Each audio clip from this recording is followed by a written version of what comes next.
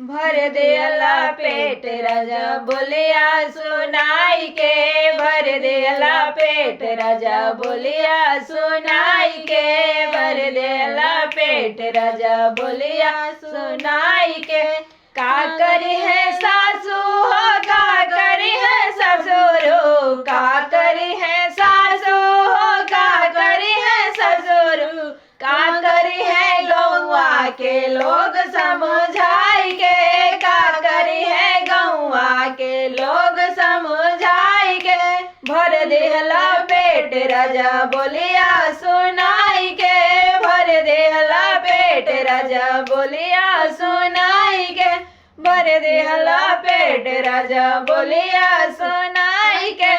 का करी है जेठा हो, का करी है जेठानी, का करी है जेठा हो, का करी है जेठानी, का करी है गौआ के लोग समझाई के, का करी है गौआ के लोग समझाई के।